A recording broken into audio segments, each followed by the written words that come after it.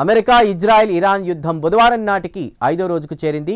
గత శనివారం నాడు Iran supreme leader Ayatollah Ali Khamenei bunker buster బాంబులతో లేపేసిన తర్వాత నుంచి ఇటు ఇరాన్కు అటు ఇజ్రాయెల్, అమెరికా మధ్య ప్రత్యక్ష యుద్ధం మొదలైంది.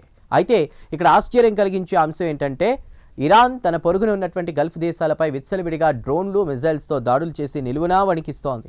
దుబాయ్, ఖతర్, బహ్రెయిన్, ఒమాన్ ఆర్థిక వ్యవస్థలను దివాళా తీయించాలనే లక్ష్యంతో కసితో దాడులు చేస్తోంది. అయితే దీనికి ఇరాన్ ప్రెసిడెంట్ మసూద్ పెజిష్కియాన్ బుధవారం రాత్రి వివరణ ఇచ్చారు. ఆ వివరాలు, ట్రంప్ ప్లాన్ గురించి ప్రత్యేక కథనంలో చూద్దాం.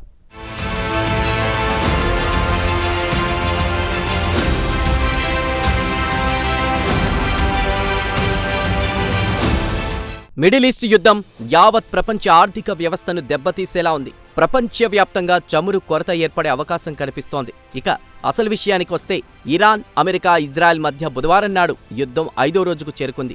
అయితే ఇరాన్ గల్ఫ్ దేశాలపై డ్రోన్లతో పాటు మిజైల్స్తో దాడులు చేయడం గల్ఫ్ దేశాలకు మింగుడు పడ్డలేదు. ఇదే విషయం గురించి బుధవారం రాత్రి ఇరాన్ ప్రెసిడెంట్ పెజిష్కియాన్ వివరంగా చెప్పుకొచ్చారు. అమెరికా జియోనిస్టులు తమపై దాడులు చేస్తే తమకు వేరే గత్యంతరం లేకనే గల్ఫ్ దేశాలపై దాడులు చేయాల్సొచ్చిందని వివరణ ఇచ్చుకున్నారు. ప్రస్తుతం మిడిల్ ఈస్ట్ అగ్నిగుండంగా మారిపోయింది. ఇరాన్, ఇజ్రాయెల్, అమెరికా యుద్ధం ఇతర దేశాలకు విస్తరించింది.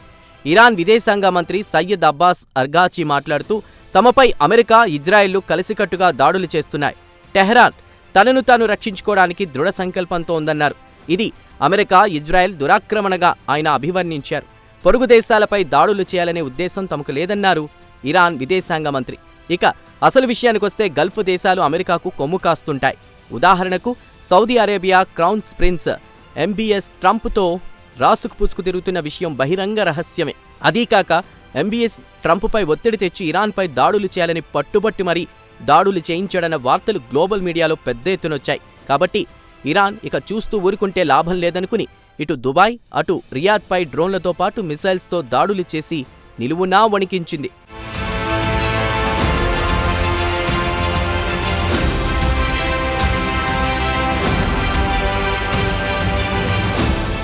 ఇక ఇరాన్కు చెందిన ఐఆర్జీసీ గల్ఫ్ రీజియన్లో ఉన్నటువంటి అమెరికా, ఇజ్రాయెల్ బేసులపై దాడులు చేశాయి. ముఖ్యంగా ఖతార్, కువైట్, బహ్రెయిన్, యూఏఈలపై దాడులు చేసింది. గల్ఫ్ దేశాల్లో ఉన్న అమెరికా మిలిటరీ ఇన్స్టాలేషన్లను లక్ష్యంగా చేసుకుని ధ్వంసం చేస్తామని హెచ్చరించింది.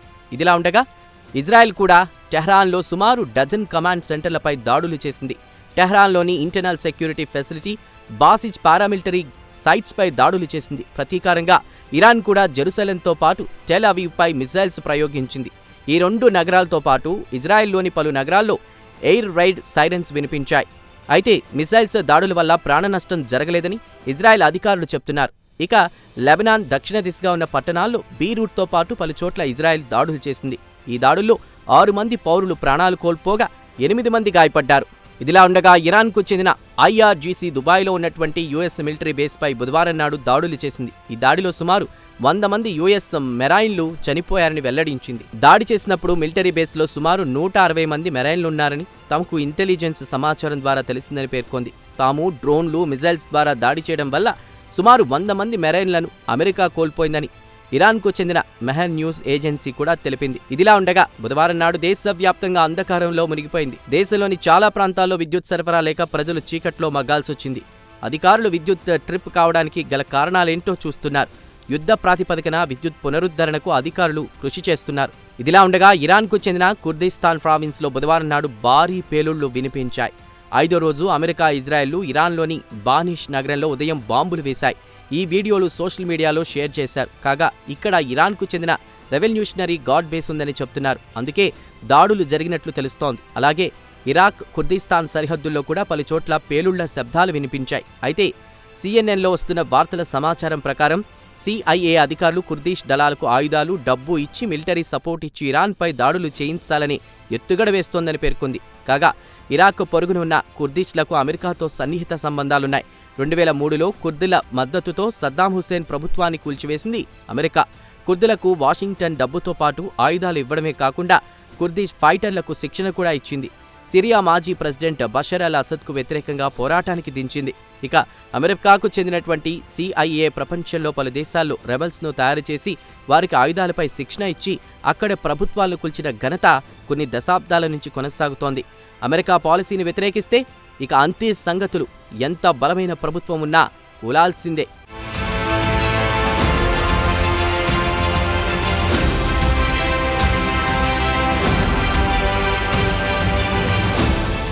ఇక కుర్దిష్ రెబెల్స్ గత కొన్ని సంవత్సరాల నుంచి టెహ్రాన్ ప్రభుత్వాన్ని తీవ్రంగా వ్యతిరేకిస్తున్నారు. ఇరాన్లోని కుర్దిస్తాన్ ప్రావిన్స్లో తరచూ దాడులు చేస్తూ ఉంటుంది. అలాగే ఇరాన్ పశ్చిమ ప్రాంతాల్లో కూడా కుర్దులు దాడులు చేస్తూ ఉంటారు. కాగా కుర్దిష్ రెబెల్స్ ఇరాన్ సరిహద్దు నుంచి తమ కార్యకలాపాలు కొనసాగిస్తోంది. ఇరాన్తో పాటు ఇరాక్లో ఉన్న కుర్దిష్ మైనార్టీలతో రెబెల్స్కు సన్నిహిత సంబంధాలున్నాయి.